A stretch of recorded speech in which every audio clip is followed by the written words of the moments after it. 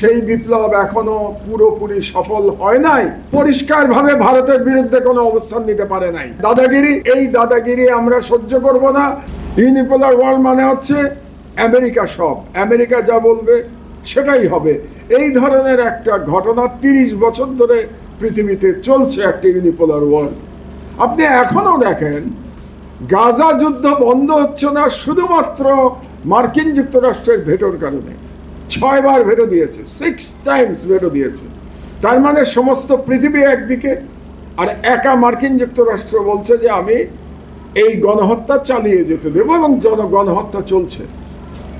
তো এই যে ইউনিপোলার ওয়ার্ল্ডের একটা পরিবর্তন শুরু হয়েছে, আমরা সম্ভবত একটা প্রসেসের মধ্যে আছি, যেই প্রসেসে আমি মনে করি আগামী 10 থেকে 20 বছরের মধ্যে আবার পৃথিবী একটা মাল্টিপোলার ওয়ার্ল্ডের দিকে প্রবেশ করবে।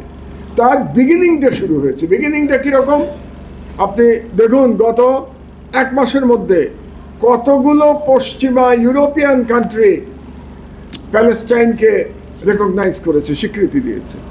ইনফ্যাক্ট মার্কিন যুক্তরাষ্ট্রের বাইরে যারা প্রভাবশালী দেশগুলো আছে তার মধ্যে মাত্র 3-4টা আর বাকি আছে স্বীকৃতি দেয়া। জার্মানি, ইটালি হচ্ছে ইউরোপে এই দুটো দেশ, আর এশিয়াতে যদি আসেন তাহলে আপনি জাপান। এর বাইরে সবগুলো দেশ কিন্তু স্বীকৃতি দিয়ে দিয়েছে, এবং স্বীকৃতি দিচ্ছে মার্কিন যুক্তরাষ্ট্রের অসন্তুষ্টি উপেক্ষা করে স্বীকৃতি দিচ্ছে। তার মানে আমি যে কথাটা বলছিলাম যে মাল্টিপোলার ওয়ার্ল্ডে যাওয়ার যে transformation geopolitical, the process has started. সুতরাং আমাদেরও যে স্ট্র্যাটেজি নিতে হবে, যেটা নিয়ে আমরা আলোচনা করেছি আজকে, ইনফ্যাক্ট আজকের সাবজেক্ট অনেক দীর্ঘ। এই সাবজেক্ট এক একটা ইস্যু নিয়ে এক একদিন সেমিনার হওয়ার মতো সাবজেক্ট, কারণ এতগুলো সাবজেক্ট এই কি নোট পেপারে আছে। সুতরাং মাল্টিপোলার ওয়ার্ল্ডে খাপ খাইয়ে নেওয়ার জন্যে উপযুক্ত এক ধরনের ফরেন পলিসি আমাদেরকে নির্ধারণ করতে হবে, এবং সেই নির্ধারণ করতে গিয়ে আমার চীনকে যেমন লাগবে সেরকম মার্কিন যুক্তরাষ্ট্রকেও লাগবে, সেরকম ইসলামিক ওয়ার্ল্ডকেও লাগবে। এবং আমি ওই যে আপনারা একজন বললেন যে প্রতি বুধবারে আমি কলাম লিখি, এটা বহুদিন ধরে আমার এই লেখা শুরু।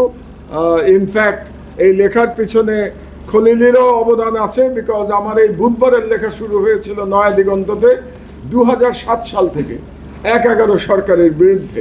1-11 সরকারকে যখন সবাই ভয়ে কম্পমান, তখন আমি লেখা শুরু করি এই মঈনুদ্দিন সরকারের বিরুদ্ধে। আমি বলা শুরু করি যে এরা ভারতের দালাল, এবং এটা বলা শুরু করেছিলাম 2007 সালে নয়া দিগন্ত পত্রিকায়।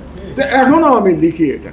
তো আমি যেটা বলেছি যে সম্প্রতি পাকিস্তান এবং সৌদি আরবের যে চুক্তি হয়েছে, it may be the beginning of another world order, এবং another may be the beginning আমি বলেছি, কারণ এরকম মুসলমান দেশের চুক্তি আগেও হয়েছে, চুক্তি ভাঙতে বেশি সময় লাগে না মুসলমান দেশের মধ্যে।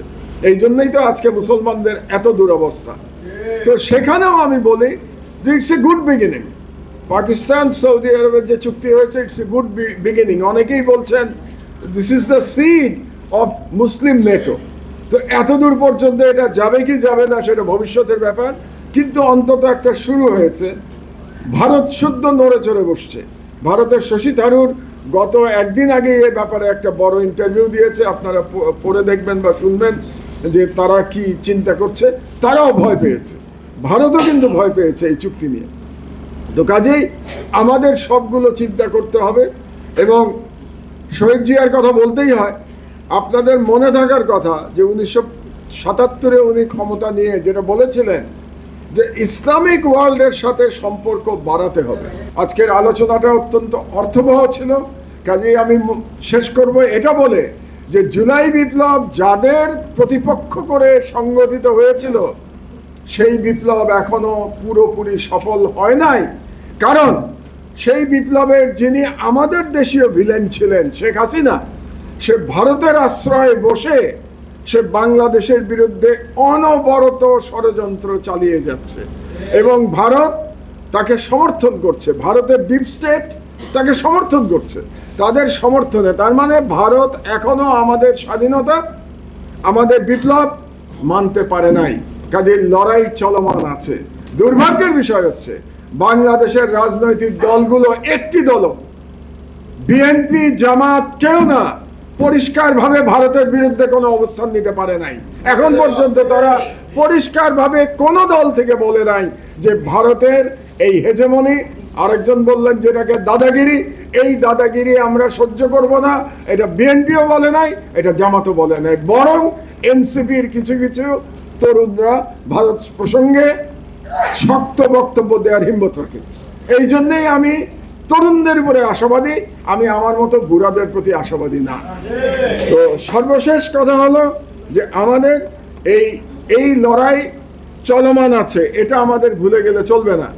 আর ফেব্রুয়ারিতে নির্বাচন নিয়ে আমি একটু কথা বলবো বলেছিলাম, এটা বলেই আমার বক্তব্য শেষ করবো।